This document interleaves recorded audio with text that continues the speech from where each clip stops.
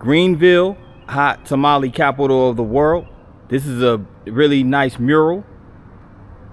It has the hot tamales on it, and it also has a blues musician right there. And for the record, I've never actually had a hot tamale before, but if it's from Mississippi, then it must be darn good. But this mural right here is courtesy of @GavinBird. I'm gonna get his social media tag right here. His social media handle is @GavinBird, and that's Bird with 2 D's. Put together this really nice mural that gives downtown Greenville flavor. Let's go.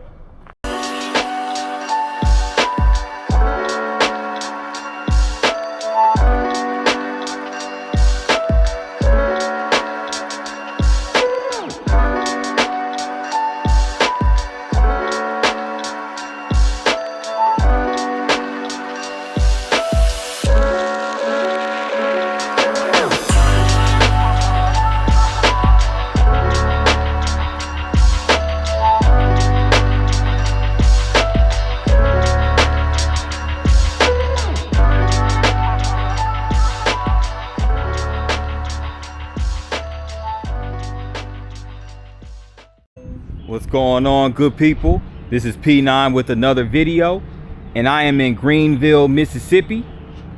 Greenville is overall the 9th most populated city in the state of Mississippi, located in Washington County as the county seat, and with a population of 30,000, it is by far the largest city population wise in the Mississippi Delta region. And I'm right outside of the Yazoo and Mississippi Valley Railroad Depot. Now this was renovated back in 2017. It's an old railroad depot. So the Historical Preservation Commission played a part in renovating and preserving this historical site. It was architected by Belinda Stewart. But this is a very important landmark right here in Mississippi, Greenville specifically.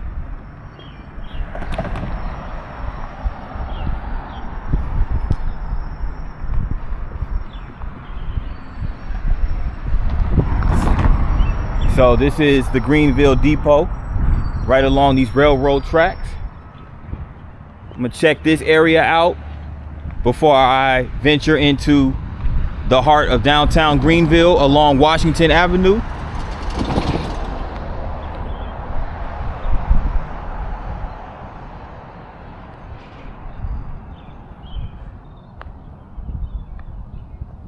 Looks like a building that they're possibly going to demolish or either do something with. I'm not sure, but it looks like a building has been halfway demolished. But the interesting thing about Greenville is that Greenville is one of the only cities in the Mississippi Delta region that's actually located on the Mississippi River, or located by the Mississippi River. And this was originally inhabited by the indigenous people, the Natchez people. So the Natchez Native American tribe is who originally inhabited this land before the French came and colonized and settled the area.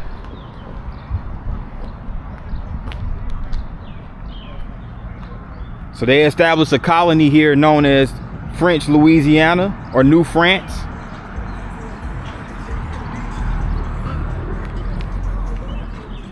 They also settled another area further downriver called Natchez, which is now Natchez, Mississippi. Now Natchez is not actually in the Mississippi Delta region, but it is along the Mississippi River. It's another one of those historical cities in Mississippi, kind of a touristy area. I do plan on vlogging in the future. But for now, I am right here in Greenville, and not much activity going on. Not a lot of traffic or any type of activity. Looks like a lot of these businesses are closed. You have a mattress warehouse right here. You have some old, extremely old buildings that look like they used to be, some of which used to be warehouses. This building, it was built in 1925. It's definitely showing its age of 100 years old. But it has some nice artwork on the side of it.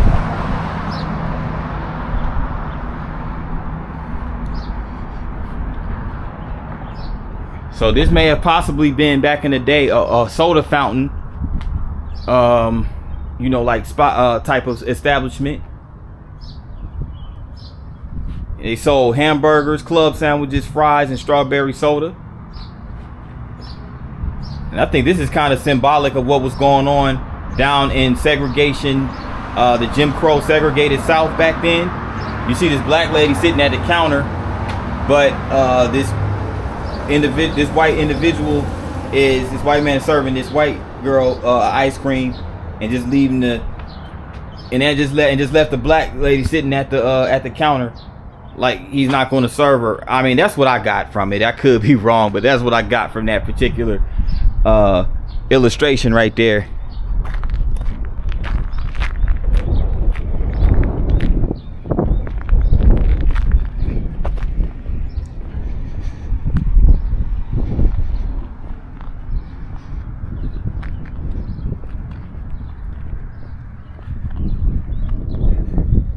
It's crazy that this is the largest city in the Mississippi Delta region, but looks like one of the least developed cities in the Mississippi Delta region.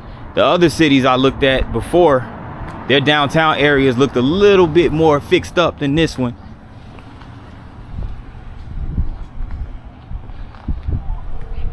I mean, Greenville is also located not too far from the Arkansas state line.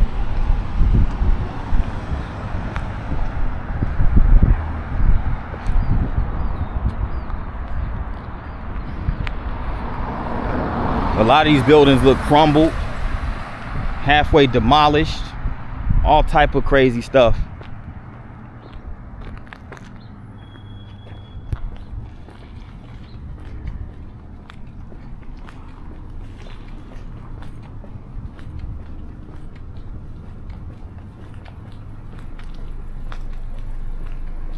Jesus is Lord over the Life Greater Delta.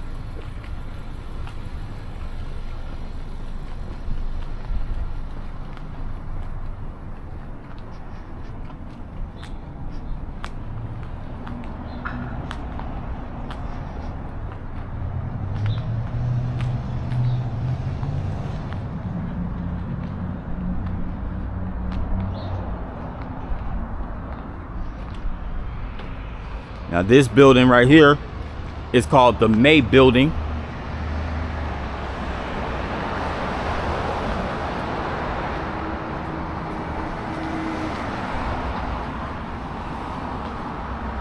So it's an adult day center. That's what it looks like right here.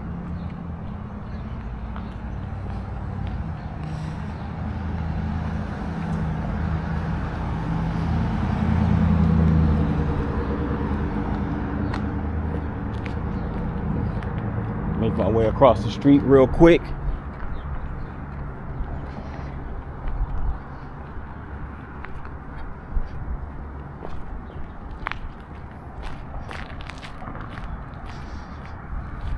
They actually have an IRS taxpayer assistance center right here. Not anyone's favorite place to, you know, that's not no one's favorite place to go to, you know, or to deal with, or nobody's favorite. Nobody wants to deal with the IRS, let's just say that. But and I'm not going to say anything further than that, but this is the Delta Democrat Times. It is a publication that was founded in 1868.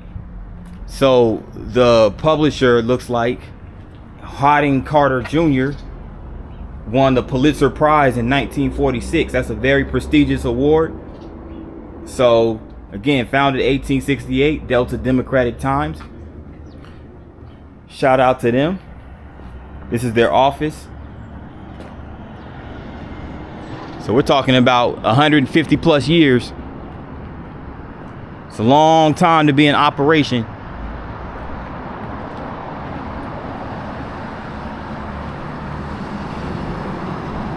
Before I cross the street though, over here, they have a store called Nothing Over $10. It's called Super 10. It's called Super 10, and nothing in there is over $10. That's good to know, you know, for those, you know, in these high challenging economic times. We need anything that's going to save us some money. So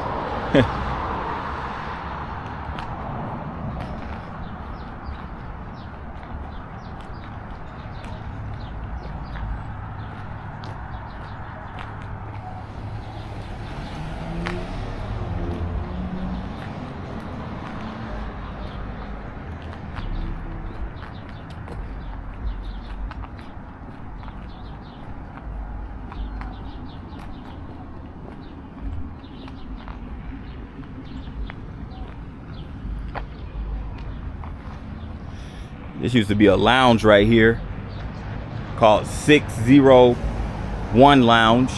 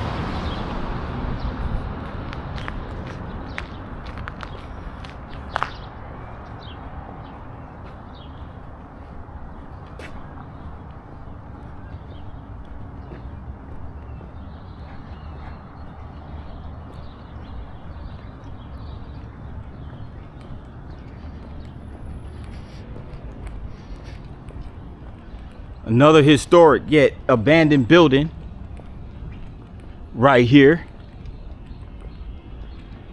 I believe this used to be the manufacturer. This might have been a manufacturer, or either they were the manufacturer of Buick cars and Pontiac cars, or they sold parts out of this building. I'm not sure. It looks pretty small to be a manufacturing warehouse, so I'm gonna go out on a limb and say they sold parts for the Pontiac and the Buick vehicles back in the day. And it's the Greenville Pontiac Company, Buick and Pontiac Company. As you can see, they have murals in front of this building. One is of the old school Buick. It had a drop top on it. It was, you know, this is old school before the modern build. It almost looks like it's built like similar to how a what you call that, a Model T Ford was built, but it was a Buick.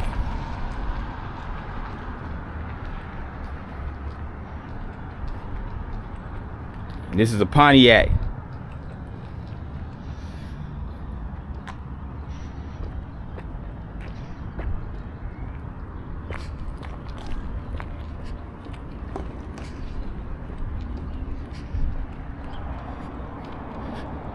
And they have a downtown grill right here.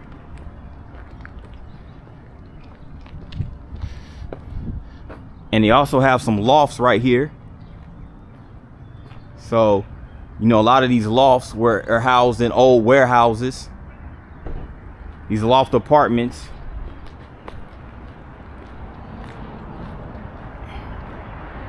So they have some loft apartments right downtown Greenville, Mississippi.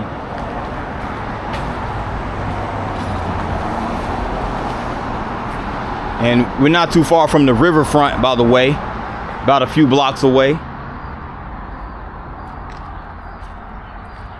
Have a floral shop right here.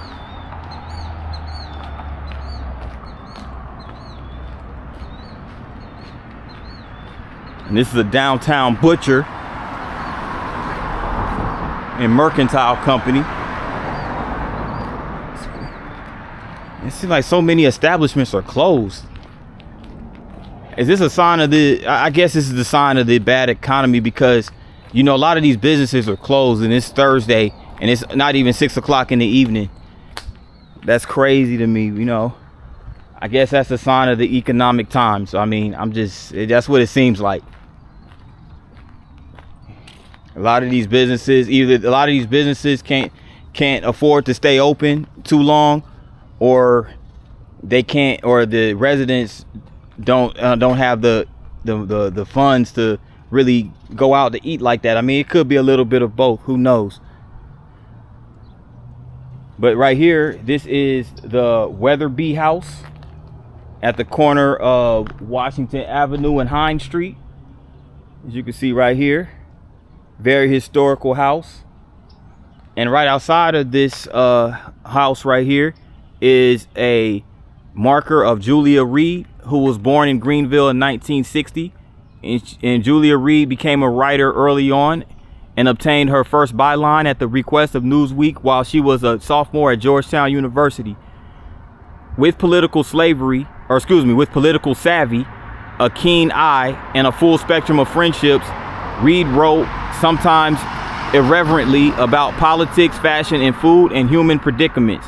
Called a foreign correspondent in her own country, a Renaissance woman, and a brilliant raconteur, she vividly recaptured the eccentricities of her beloved South as well as of far-flung places. Her articles and stories appeared in the New York Times, Garden and Gun, Vogue, and many others. She published 8 books, among them The Queen of the Turtle Derby. True to her Greenville roots, she kept a home here, revitalized the Delta Hot Tamale Festival, and opened a bookstore. She passed away in 2020 at age 59 after a long, courageous battle with cancer. That's very sad to hear. I mean, 59 is not super old, so that's really sad to hear. But rest in peace, Julia Reed. And shout out to her for leaving her mark right here in not only Mississippi, but in American journalism as a whole.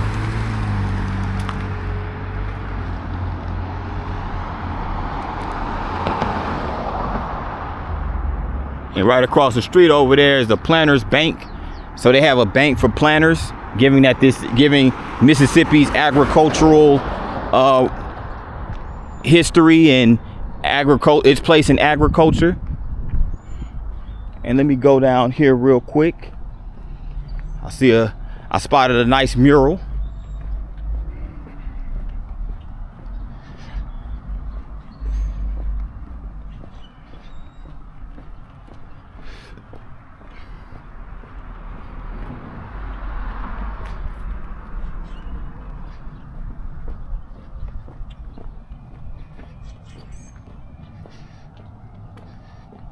Now this mural right here was put together in November of 2007, and it's called The Tree of Dreams. It's a really colorful mural. And I think it looks like it was put together by some elementary age kids. Really nice mural right here. And here's a list of what looks like students from Ella Darling Elementary School, the local school right here in Greenville. Here's a list of those individuals. So shout out to all of them.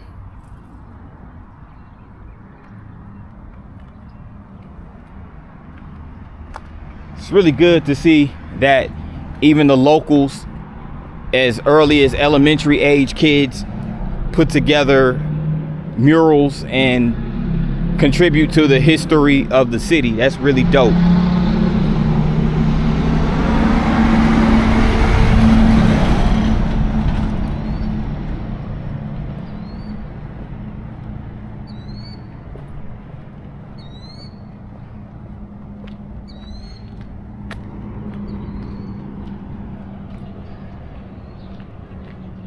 Wow, that's crazy. Let's look at that, and look, The whole roof done looks like it's about to collapse.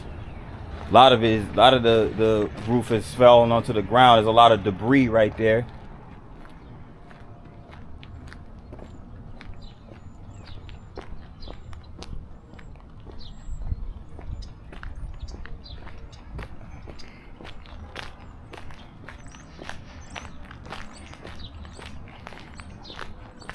You know, basically my analysis on Greenville is that this is just my speculation. Those who are familiar with the area could chime in the comment section, but it seems like the city really probably only comes alive where a lot of people come out when there's some type of major event in the city. Like on a regular day, you know, it doesn't seem like it's much going on. But right here you do have a Greenville History Museum that keeps archives and history, so that's nice. They even have this photo right here. This is back during the heyday of Greenville, Mississippi, Washington Avenue. So this is when business was booming, before the economic collapse, obviously. And you can see that's a very, very keen and important part of history. Historic downtown Greenville, Mississippi. The challenge of history is to recover the past and introduce it to the present. Absolutely. You have to introduce the past to the present, because those who don't know their past, generally, I mean, it's just never a good sign, because, you know, you have to understand the past to pretty much exist in the future. Here's another image of the Paramount Theater, Washington Avenue looking west from Broadway intersection. And this photograph is courtesy of the Nelkin Archives photo. And this was taken in 1931. So at least that's good that they have a museum downtown to at least chronicle the history, because at one point in time, Greenville, along with many other Mississippi Delta cities and towns, were once thriving and once booming areas of the Deep South. But, you know, those days are long gone. Now, could there be some type of renaissance of some sort? Who knows? I mean, we would like to see that, but it's just, I don't know. It's not, right now it's not looking too good, to be honest. As you have right here, this building right here, the First United Methodist Church.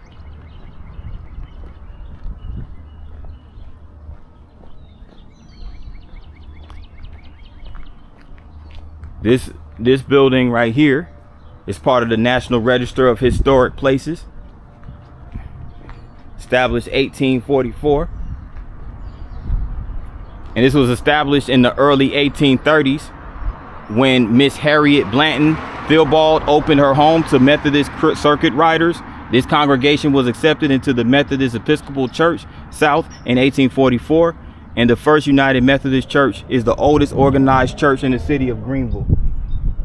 So a lot of history right here, as you can see.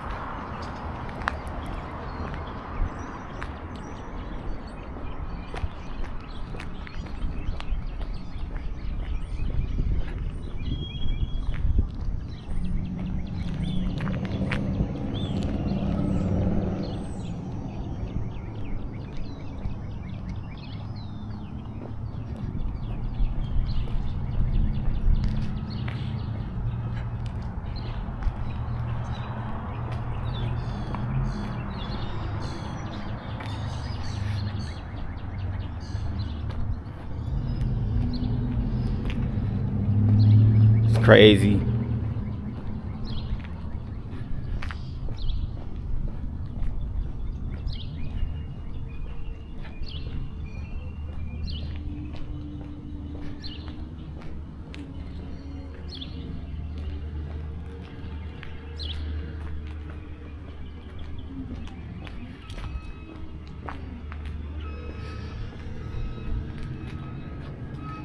It's a pretty dope mural right here though, of a bear. And this mural was done by Gavin Bird.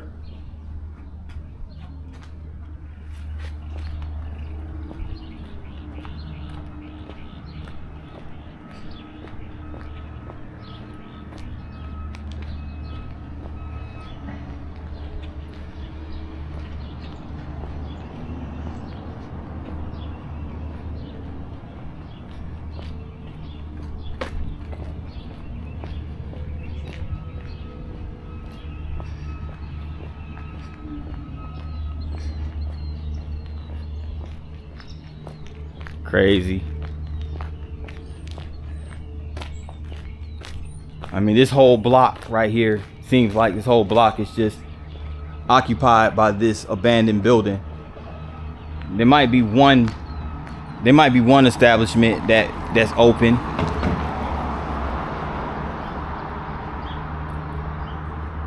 They have a CLM design, so they have an establishment that designs t-shirts, vinyls, does party planning.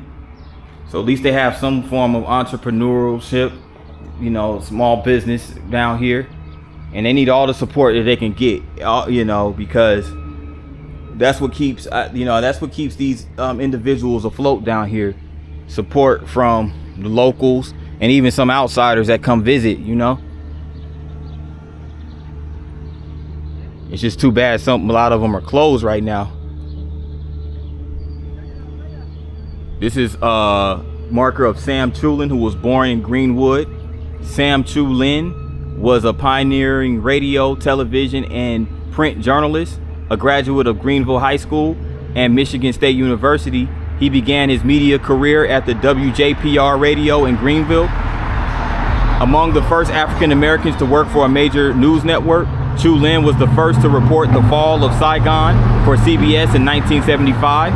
He gained national recognition for the coverage of the Nguyen Ho Lee trial, the 1989 Tiananmen Square protest, I don't know if I pronounced that right, and an award-winning documentary about his Chinese family's history. So this was an African American who also was, Asian American, born right here in Greenwood. So so Sam Chu Lin was an Asian American, not an African American. My mistake, but yeah.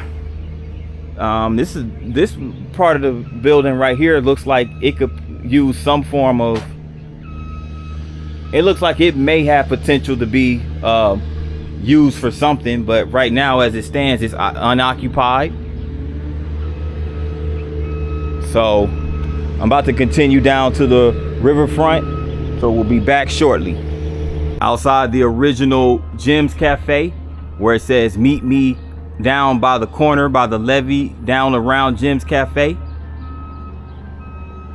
And right outside of Jim's Cafe is this mural, or not mural, but marker that says Greenville native Steve Azar burst onto the national country scene in 2001 with this album, Waiting on Joe, which featured the #2 hit, I Don't Have to Be Me, Till Monday. It hit the title track, or it in the title track also topped the music video charts. Aspired by the Delta Blues as a young man, Azar later promoted Mississippi's musical heritage through media projects, philanthropic work, and serving as an official music and cultural ambassador. And right here is some pictures of Azar from childhood into adulthood. That's him right there with Morgan Freeman holding the guitar. And Morgan Freeman appeared in this video, #1 video, Waiting on Joe, at Ground Zero Blues Club in Clarksdale. That's him at a Monday Night Football game with a Brett Favre jersey on. So this dude was a pretty big figure. Pretty well-renowned, world-renowned, well-loved, right here. Steve Azar. Here he is with Bob Seger, the legendary Bob Seger, backstage. And him with Sonny Boy Nelson right up here.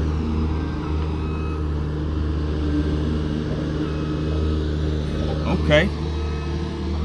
And there goes a picture of Steve Azar's Waiting on Joe album cover. Pretty dope. Here is a construction site for the future United States Courthouse on Washington Avenue by the flood wall of the Mississippi River. Under construction. Finally over here where the action is, where the main street meets the river. I'm over here at the corner of Main Street and Walnut Street.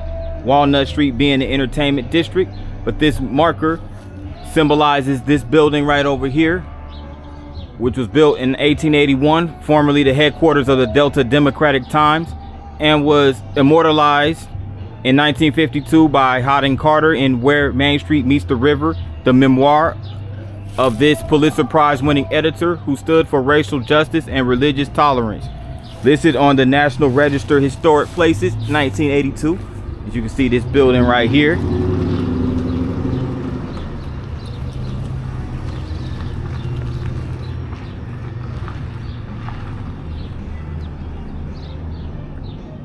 But this is over here. I'm over here on Walnut Street. As you can see. Now Walnut Street seems to be the entertainment district. This is where a lot of the stuff happens over here.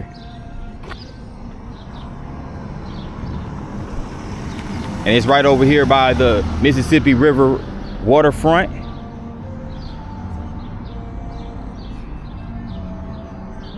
And they also have a casino. They have a casino over here by the river.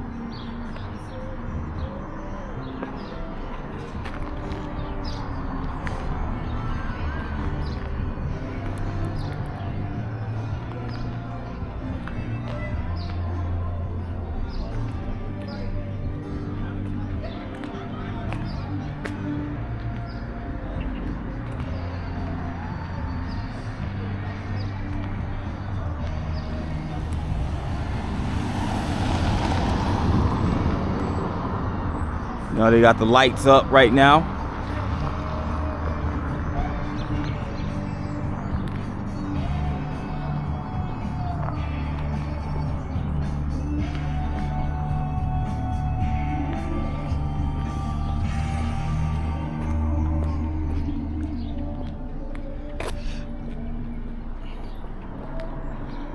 They have a pub and grill right here, but check this out.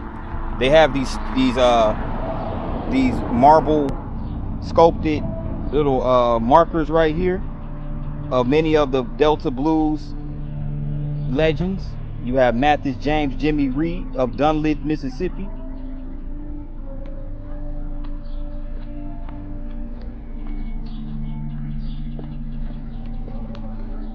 You have James Son Thomas.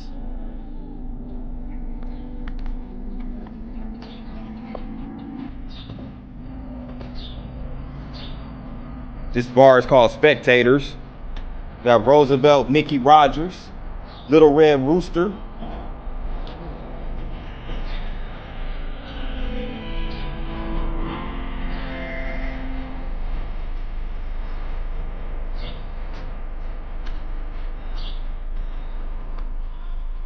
And right across the street, they have Walnut Blues Bar, Walnut Street Blues Bar right over there.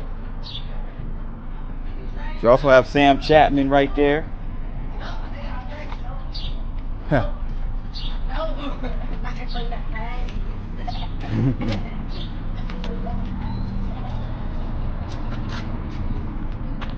Eddie Cusick of Leland, Mississippi. Okay. There's so many of them, y'all. That Willie Foster.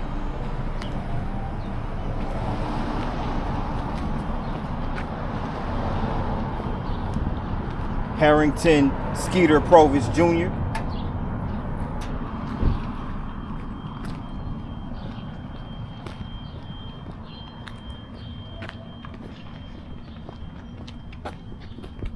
Caleb Emphrey Jr.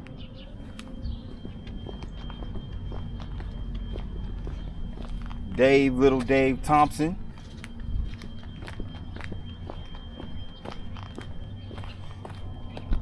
Roosevelt Booba Barnes. He played the harmonica and the guitar. You have Miss Little Boogaloo, Eden Brent, sustaining the sound from Greenville, Mississippi.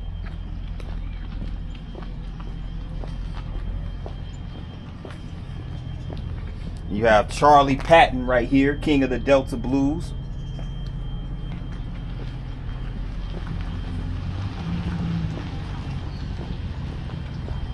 And Little James Little Milton Campbell Jr.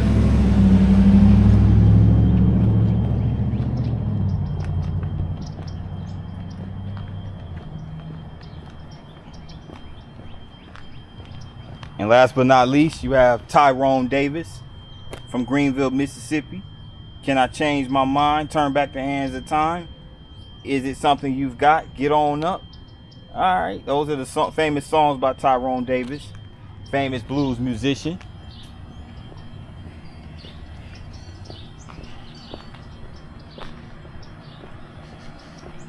So momentarily, I will be at the Mississippi riverfront right here in Greenville. So stay tuned. Just wanted to go check out Walnut Street, very historical street and entertainment district right here in Greenville. And we have right here in front of this flood wall just a placard of all the soldiers who served in the military in the multiple battles or multiple branches throughout the course of World War I, World War II, the Korean War, things of that nature. In memory of those who served in World War II, may the spirit of our boys who fell in battle live forever. So all those soldiers were from Washington County, and it has this nice flower bed right in front of it as well. Guys, made it up that hill, made it up that bluff, whatever you want to call it, mound, bluff, hill. Either way, you had to go up a hill basically to get up here by the riverfront of the Mississippi. And the sun is about to set on the Mississippi River, so why not get this footage of the sun getting ready to set on the mighty Mississippi. And there goes the casino right there. It's called TROP Casino.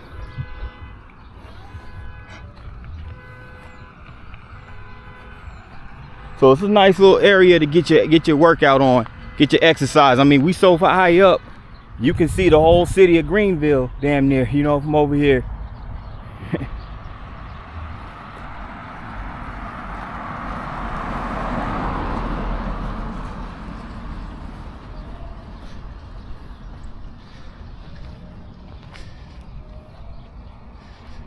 But this is a really, really relaxing way to unwind.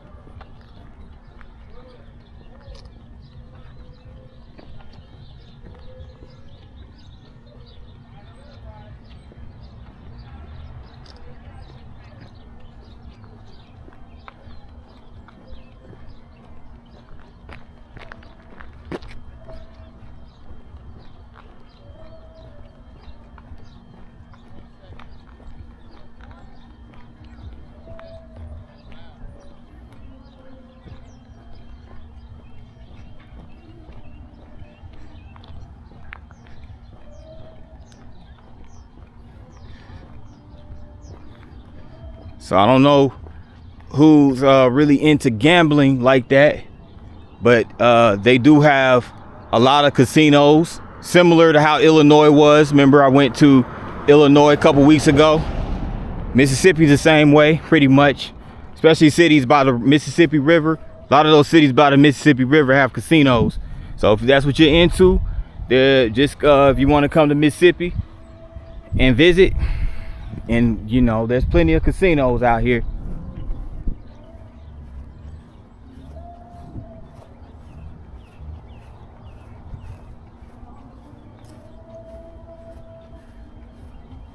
Plenty of and if you want to come to the Mississippi Delta, and get some live blues music, live blues bands, there's the place for it too.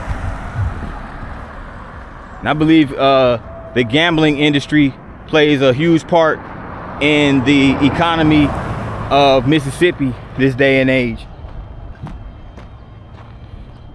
Yeah, there goes another good view of the downtown area of Greenville, facing east from the Mississippi River.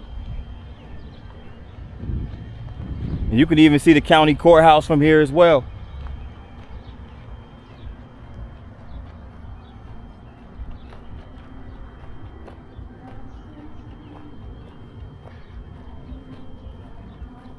So this looks like it's another place that you can possibly go fishing. You can go fishing over here on the Mississippi River.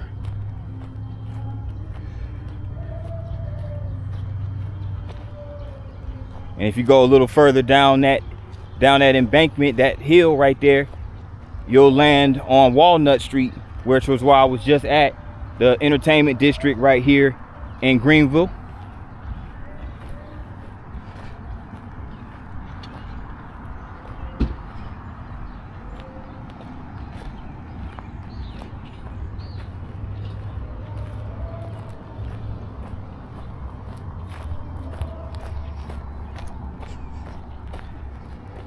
Oh, and be careful going down this hill right here. It's a little tricky.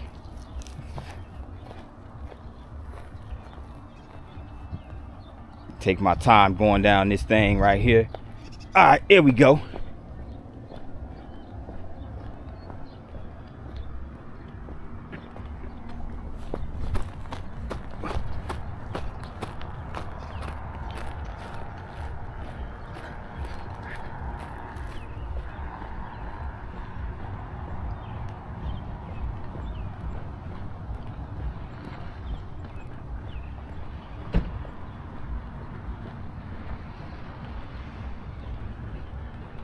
And this is where the Mississippi River levee is. The mainline Mississippi River levee, which was originally built in the 1800s. Following the flood of 1927, Congress passed the Flood Control Act of 1928, creating the Mississippi River and Tributaries Project.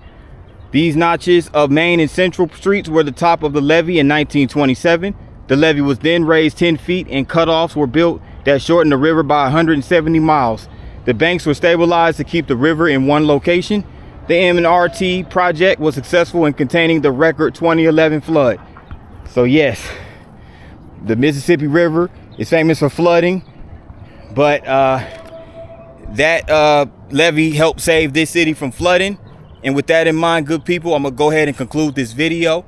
Thanks everyone for watching. If you're new to the channel, make sure you hit the subscribe button along with the notification bell. That way you get notified each and every time I drop a new vlog. And with that in mind, good people, thank you so much for checking me out and watching this video. Hope you guys enjoyed. Till the next one, peace.